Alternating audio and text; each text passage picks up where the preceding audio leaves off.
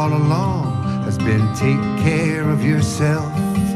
To your heart be true, sing your own song, don't follow everyone else. And may all of your dreams come true.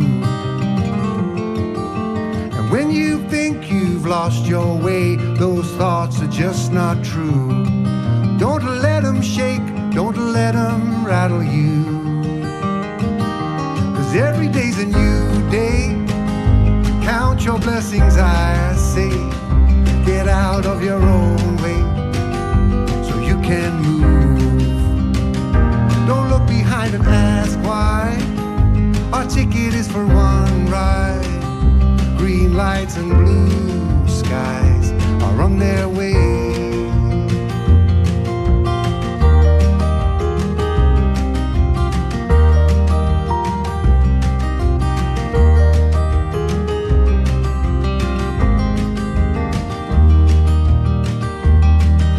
My hope for you all along is the real love you will find.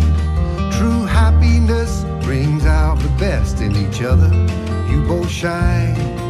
'Cause in this crowded world that's hard to find. And when you think you're moving slow and everyone flies by, well, it ain't true, don't let it fool your mind. Every day's a new day. Count your blessings, I say. Get out of your own way so you can move. Don't look behind and ask why. Our ticket is for one ride. Green lights and blue skies are on their way. When you break down, make it a breakthrough. Do exactly what you're afraid to do. Day and night, life is dark and bright, and together with your shadow, you'll get through. Every day's a new day. Count your blessings, I say. Get out of your own way so you can move.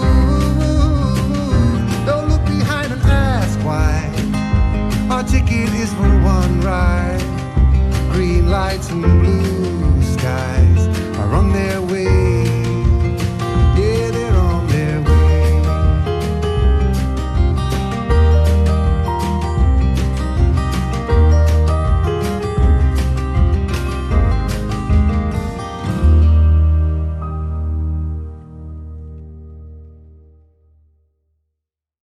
Welcome to Hilltop Spiritual Center's Sunday celebration. I am Practitioner Craig Lozzi, and I invite you to know with me, wherever we are, God is always. God is a power for good, infinite in its love and intelligence, and we are each a vital and necessary part of God. We are uplifted, transformed, and guided in today's service and beyond, and so it is. Today's reading is by John O'Donoghue, the Irish philosopher and poet, entitled Beannacht. Beannacht means blessing. When you hear the word clay, think of the ground or the earth. And when you hear the word corach, know that it is a small Irish sea vessel with a skin of canvas stretched across a wooden frame. Beannacht. On that day, when the weight deadens on your shoulders and you stumble, may the clay dance to balance you. And when your eyes freeze behind the gray window and the ghost of loss gets into you, may a flock of colors, indigo, red, green, and azure blue, come to awaken in you a meadow of delight. When the canvas frays in the corach of thought, and a stain of ocean blackens beneath you, May there come across the waters a path of yellow moonlight to bring you safely home. May the nourishment of the earth be yours. May the clarity of light be yours. May the fluency of the ocean be yours. May the protection of the ancestors be yours. And so may a slow wind work these words of love around you, an invisible cloak to mind your life. I invite you for today's meditation to contemplate these words from Ernest Holmes. Let them wash over you, resonate within you, and awaken your own knowing of truth. I know there is a power for good, which is responding to me and bringing into my experience everything necessary to my unfoldment, to my happiness, to my health, to my peace, and to my success. I know there is a power for good that enables me to help others and to bless the whole world. So I say quietly to myself, there is one life. That life is God. That life is perfect. That life is my life now. It is flowing through me, circulating in me. I am one with its rhythm. My heart beats with the pulsation of the universe, in serenity, in peace, and in joy. My whole physical being is animated by the Divine Spirit. And if there is anything in it that does not belong, it is cast out, for there is one perfect life in me now. And so I say to myself, I am guided daily so that I shall know what to do under every circumstance, in every situation. Divine intelligence guides me in love, in joy, and in complete self-expression. Desiring that the law of good alone shall control me, I bless and prosper everything I am doing. I multiply every activity. I accept and expect happiness and complete success. Realizing that I am one with all people, I affirm there is a silent power flowing through me and them which blesses and heals and prospers, makes happy and glad their pathway.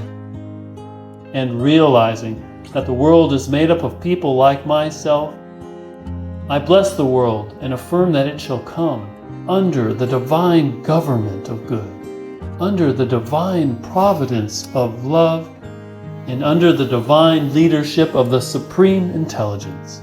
For thine is the kingdom and the power and the glory forever. Amen. Hello and welcome.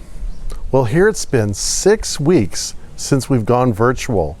And despite the helicopters and lawnmowers and puppy dogs and other distractions, we're continuing to forge ahead. I want to thank Craig Lozzi for that beautiful poetry, and I'd also like to thank Gregory Page for that beautiful, beautiful opening song. And of course, I want to thank in advance Peggy Lebo for the song that will be here at the end of our celebration. So please make sure that you stay tuned for that. So 6 weeks, how you doing? What's happening for you? Are you restless? I was reading on the minister's listserv that I attend, and one of the ministers in Florida was talking about doing a survey in his community, but I think it's one that we can all talk about. And he asked people, what do they miss the most and what do they look forward to the most? And what they all said was this, is what they're missing are hugs. And they're missing having dinner with friends. And they're looking forward to hugs. And they're looking forward to dinner with friends. And you know, I know that's true for me. I miss some of you that I know. I miss the hugs and the greetings.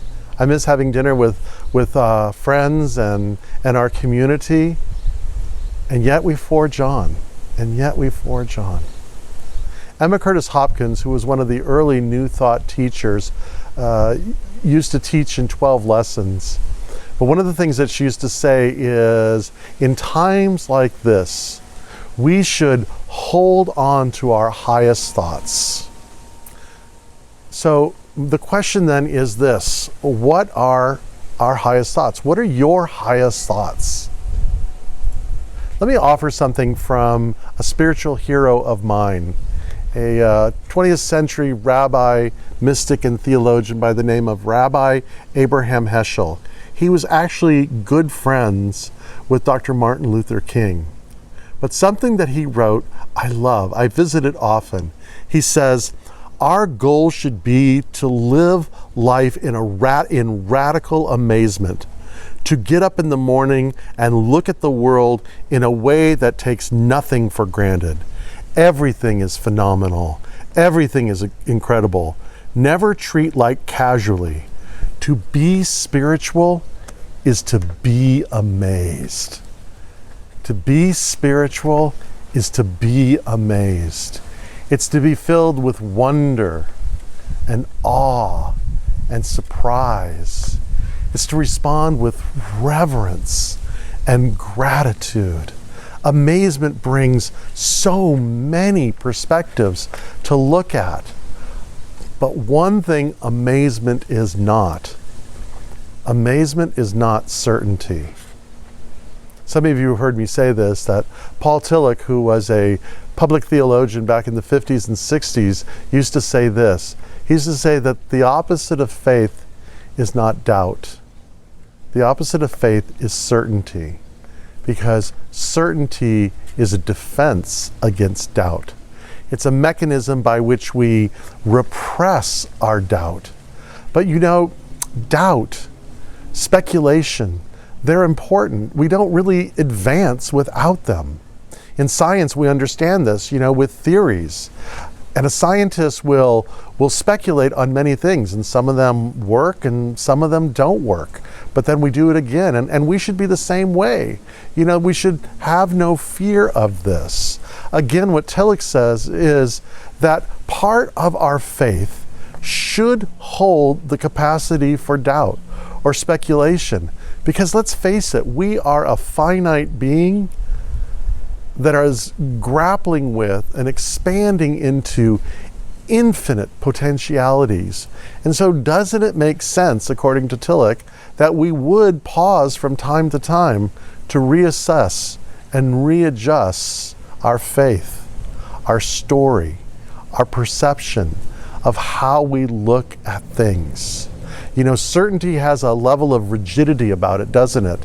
When we're certain, we're defensive. When we're certain, we're constricted. When we're speculative, we're curious.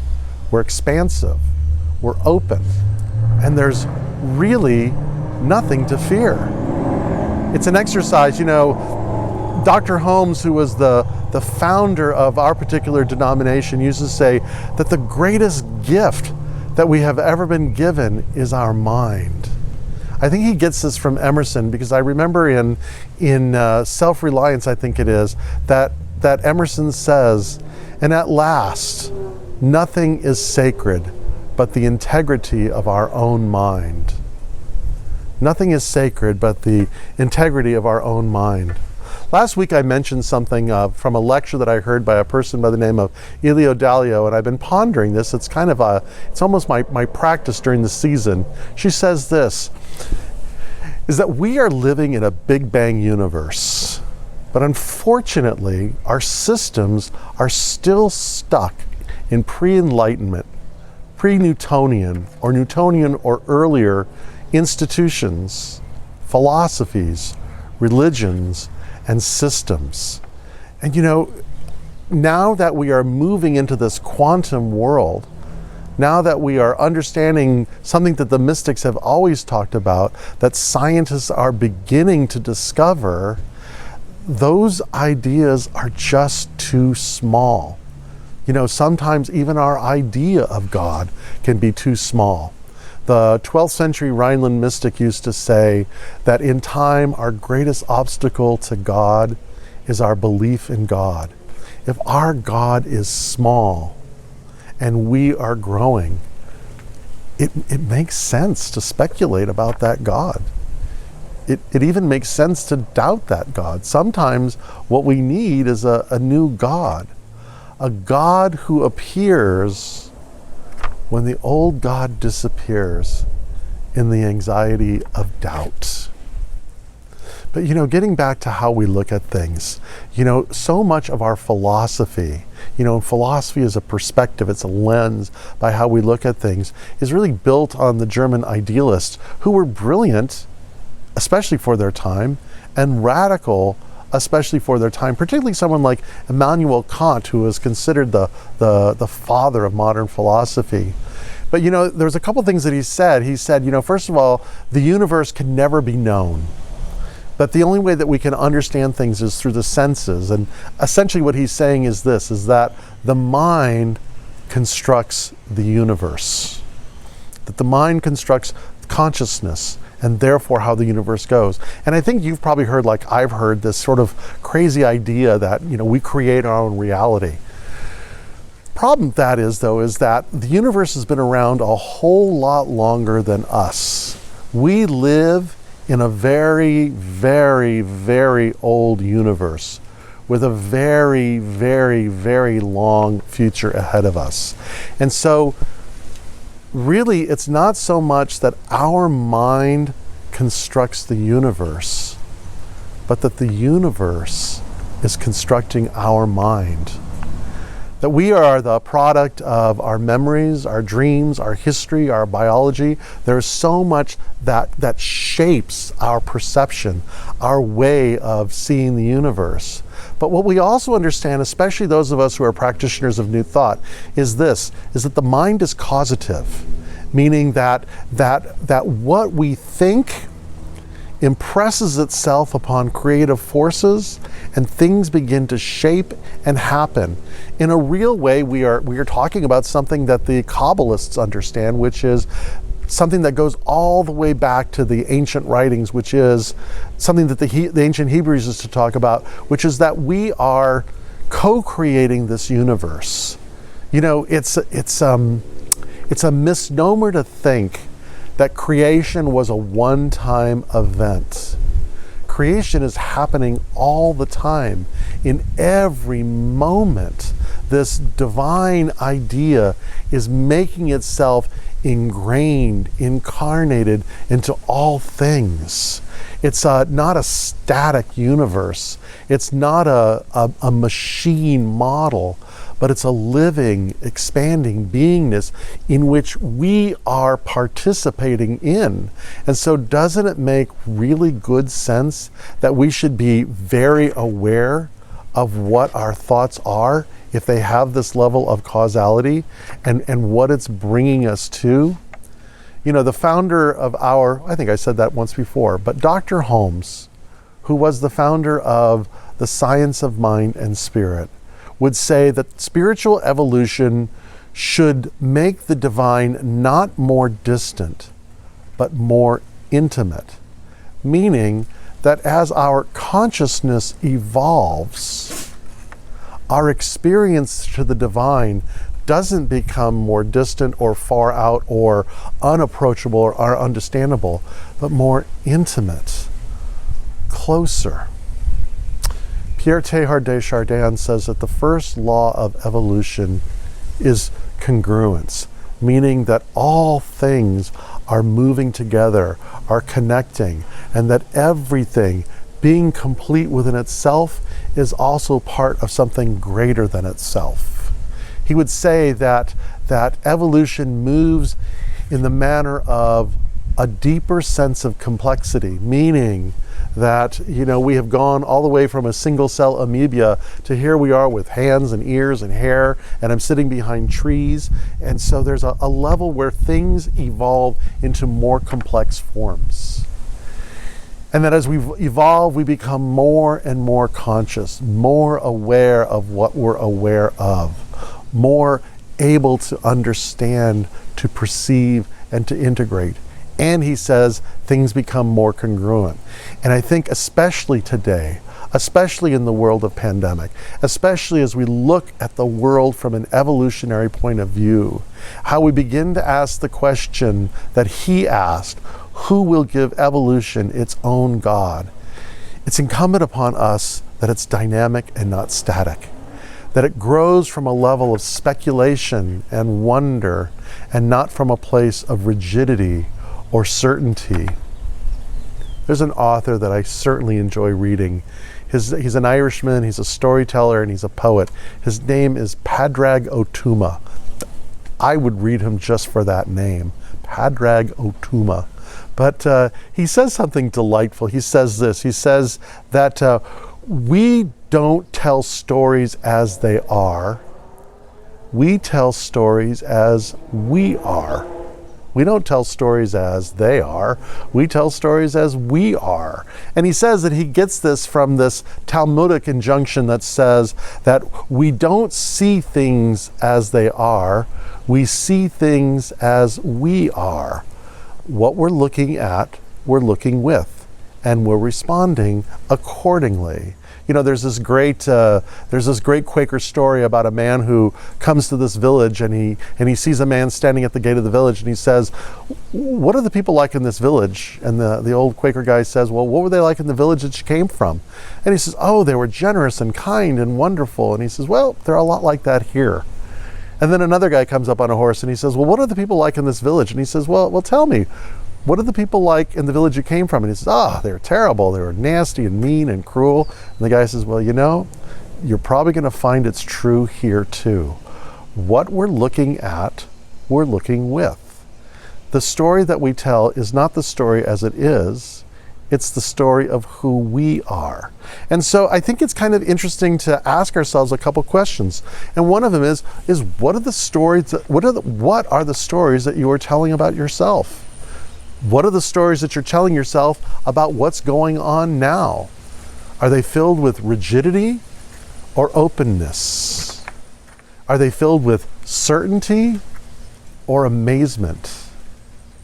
When we're certain, we're not teachable. When we're amazed, we are teachable. And so what's shaping your mind? You know, when I work with people in spiritual direction or when I teach classes, one of the first questions that I ask is this, is what kind of universe do you live in? Do you live in a universe that is aware, that is alive? Or do you live in a universe that is random and cold and dead? Do you live in a universe that is good? Do you live in a universe that is evil? Do you live in a world that is a universe that is random? Because you know how we answer that question answers the question of where we stand and how we stand in the universe that we're in. And how we are perceiving is shaping our response, is co-creating the universe that we live in. So again, it's important for us to be conscious of what we're conscious of. There's a Buddhist axiom that I actually absolutely love. It says this. It says that it's the term mental hygiene. And mental hygiene is exactly what it sounds like it is. It's that idea of being aware of what we're aware of and acting accordingly. So there's a friend of mine named Mitch Horowitz. He's an author and a publisher, and he has this statement that I want to share that comes to a way of practicing mental hygiene.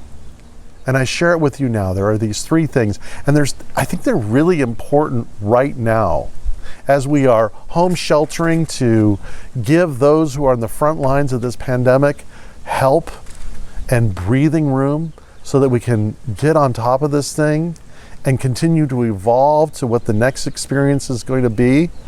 But in the meantime, perhaps these three ideas can help us all in practicing our own mental hygiene. And the first is this. He says, get away from cruel or unproductive people.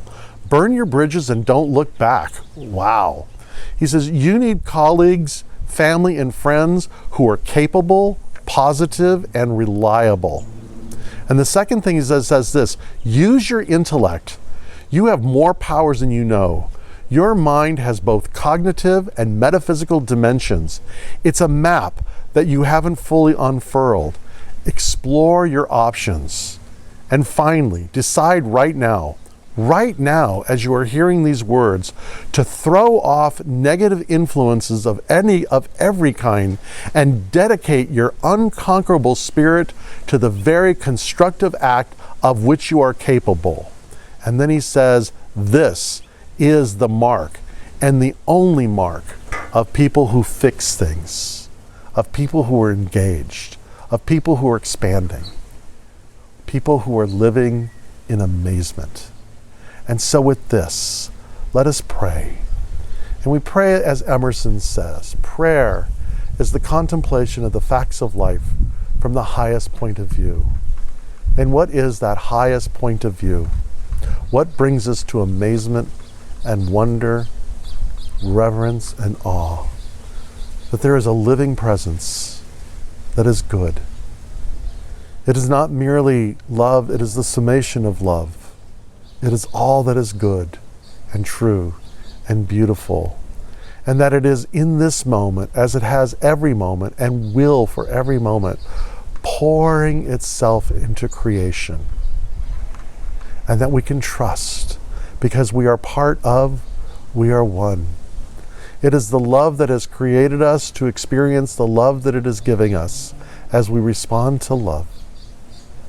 It is that wisdom that guides us as our North Star, allowing us to navigate, that lights the way. It is the bread for the journey, the strength and the support that is there in every new way. And it is the beauty that adorns all things. It is that brings us again to that place of amazement and wonder that leads us to reverence or gratitude, recognizing that even now, our life, all life, is a precious gift that proceeds from the great giver of the gift itself, that divine idea that is manifesting even now as you and as me. And so may this week be filled with many, many surprises. May you find yourself every day amazed and brought to wonder. And may joy be the guiding light in all that you do. Many blessings. Thank you once again for being part of our virtual celebration. There are so many people to thank. I'd especially like to thank Michelle Dixon, who is our office manager and now our production manager. She is one that's really creating the beauty of these virtual videos. I'd like to thank Diana Young, who is tirelessly working and making sure that we are remaining in financial integrity, that we're paying our bills and kind of overseeing some of the tune-ups that need to be made at the center during this time. I'd love to thank the support of the board. I'd like to thank our practitioners who have been reaching out to so many of you as part of our Fallbrook community and calling and checking in. And please know that you can contact any of them for prayer and support. Their contact information is on the website. Again, I'd like to thank Gregory Page for that wonderful music at the very beginning. I'd like to thank Gregory Douglas for the music that he has been contributing at the beginning and some really nice pieces. I'd also like to thank Frank Alves, our music director, who has been providing and creating great meditation music that you're hearing in the background of the guided meditations. And I'd like to thank Peggy Lebo again, who will be doing just a beautiful, beautiful song at the end of this video. So thank you for all of them. And especially thank you to you. You know, because of you, we are being seen in Australia, in Mexico, in Oregon, in Colorado, and in California, all over. It is because you are liking us on Facebook, you are starting watch parties, you're watching us and liking us on YouTube, and all these available things. So thank you for doing that as we are redirecting and reintegrating and moving in an interesting direction. You know, it's interesting because I am so looking forward to our ability to get back into the center, but I'm also just delighted at the community and the love that's being created here. And again, I want to thank you for your continual and generous support. We really couldn't be doing any of this without you. You supporting us is allowing us to support you and other organizations as we reach out and become truly part of a global community. And there are many ways that you can give. You can write a check and send it to the Hilltop Center. You can go to our PayPal account, or you can go to Donor Box. The information for those is on our website. And also, while you're at the website, visit the toolbox where there is yoga classes and poetry like today. There's guided meditations and prayers and videos, music videos, and all this is available to you as our gift to you. And may this week, again, be filled with wonder and amazement and joy. And as we celebrate today, I look forward to celebrating with you again. Thank you. Many, many, many blessings.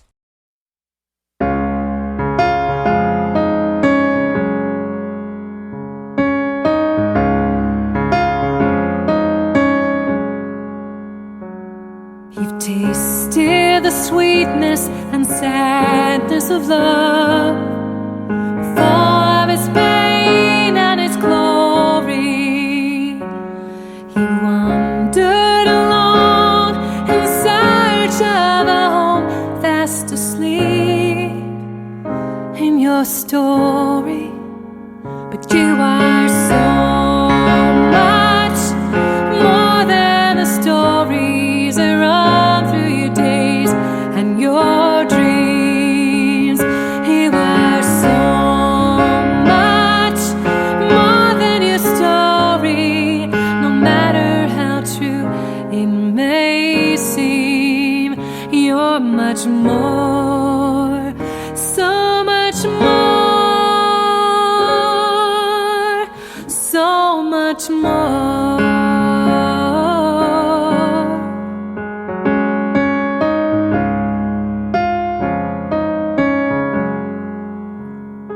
We are hostages here in the desert. We are unaware